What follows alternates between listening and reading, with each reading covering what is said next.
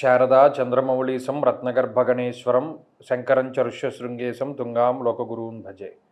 శృంగేరి శారదాపీఠ ఉభయ జగద్గురువుల యొక్క పాదపద్మాలకి నమస్కారం చేసుకుంటూ, అలాగే జ్యోతిష్ శాస్త్రాన్ని భావితరాల వారికి ప్రసాదించిన ఋషుల యొక్క పాదపద్మాలకి నమస్కారం చేసుకుంటూ, నాకు ఈ జ్యోతిష విద్యను నేర్పిన గురువర్యులు జ్యోతిష బ్రహ్మ కీర్తిశేషులు శ్రీ ఈరంకి సూర్యనారాయణమూర్తి గారు, సూర్యశ్రీ దైవజ్ఞ గారి యొక్క పాదపద్మాలకి నమస్కారం చేసుకుంటూ, ఓం శ్రీ మహాగణాధిపతి నమః, శ్రీ గురుభ్యో నమః, హరి ఓం. వీక్షకులందరికీ నమస్కారం. మిథున రాశి వారికి సెప్టెంబర్ మాసము సానుకూలమైనటువంటి మాసంగానే చెప్పవచ్చును. కారణం ఏంటి అంటే, గత 3-4 నెలలుగా ఉన్నటువంటి కుజగ్రహ సంబంధమైనటువంటి దోషము ఈ మాసంతో తొలగిపోతుంది. 19వ తారీఖు దాటిన తర్వాత జన్మకుజుని యొక్క దోషం పోతుంది. ఆయన 2వ స్థానంలోకి వెళ్ళిపోతారు. అలాగే ఈ మాసంలోనే రవిగ్రహం తాలూకు అనుకూలత 18వ తారీఖు వరకు ఉన్నది. అలాగే శుక్రబుధులు ఈ మాసం మొత్తము కూడా యోగిస్తూ ఉన్నారు. అలాగే ఈ రాశి వారికి ప్రత్యేకించి గురుబలాన్ని కూడా మనం విశేషించి చూడవచ్చును. కాబట్టి గత మాసాలతో పోల్చుకుంటే ఈ మాసంలో మిథున రాశి వారు లాభపడడానికి ఎక్కువ అవకాశాలు ఉన్నాయి. కుజ సంబంధమైనటువంటి దోషాల వల్ల ఏమవుతుంది, 12-1 స్థానముల యందు కుజుడు యక్షరాక్షస పీడితం అన్నారు. అంటే రాక్షసుడు ఎలా అయితే ఒక మానవుణ్ణి ఏడిపిస్తారో ఆ రకంగా కుజగ్రహం పీడిస్తుంది అని శాస్త్రం ముందు చెప్పబడింది. సరే, ఇప్పుడు ఆ కుజుడికి సంబంధించినటువంటి పీడనం, ఆ పీడ అంతా కూడా పోయింది కాబట్టి మిథున రాశి వారు కడిగిన ముత్యంలాగా చక్కగా మానసికంగా ఆరోగ్యంగా ఉండేటువంటి రోజుల్ని ఈ సెప్టెంబర్ మాసంలో చూస్తారు. అది కూడా ఎప్పటి నుండి 18-19 తారీఖులు దాటిన తర్వాత.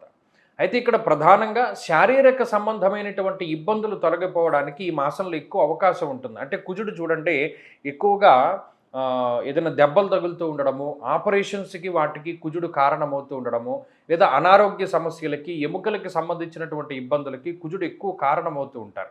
లేదు నీరసము, నిస్సత్వ ఇటువంటి వాటికి కుజుడు కారణమవుతూ ఉంటారు. అటువంటి వాటి నుండి త్వరితగతిన బయటపడి రికవరీ రేటు అదే కుజుడు మంచిగా రికవరీ అయ్యేటువంటి విధంగా ప్రోత్సహిస్తారు. అంటే ఆరోగ్యాన్ని ప్రధానంగా ఇచ్చేటువంటి గ్రహం. అలాగే ఈ 2వ స్థానమందు ఉండేటువంటి గురుగ్రహం వల్ల అటు మనస్సౌఖ్యం సదానంద అన్నారు, మనస్సౌఖ్యం యశోవృద్ధి అని చెప్పి కొన్ని గ్రంథాల్లో.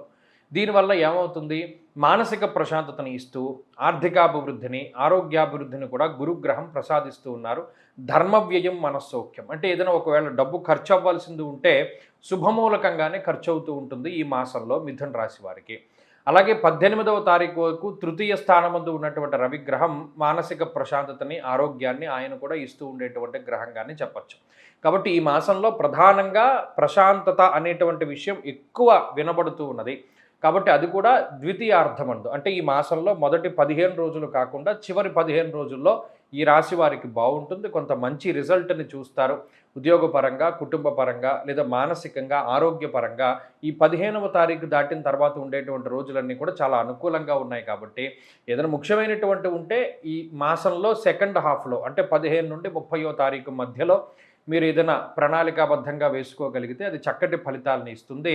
ఏదైనా పని ప్రారంభించదలుచుకుంటే ఆయా రోజుల్లో ప్రారంభించుకోవడం ద్వారా అది ఏ విధమైనటువంటి ఇబ్బందులు లేకుండా ముందుకు సాగడానికి అవకాశం ఉంటుంది. కాబట్టి ఈ మాసంలో అన్ని విధాలుగాను ఈ గ్రహస్థితి బాగున్నది.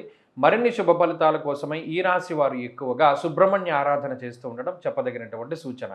ఈ మాసంలో వచ్చేటువంటి షష్ఠి తిథులు శుక్లపక్షం, కృష్ణపక్షాల్లో విశేషించి ఉపవసిస్తూ ఉండడం, అంటే ఉపవాసం చేస్తూ ఉండడం, సర్పసూక్తంతో సుబ్రహ్మణ్య స్వామి అభిషేకం జరిపించుకుంటూ ఉండడం ఇత్యాది విషయాల వల్ల మంచి ఫలితాలను పొందగలుగుతారు.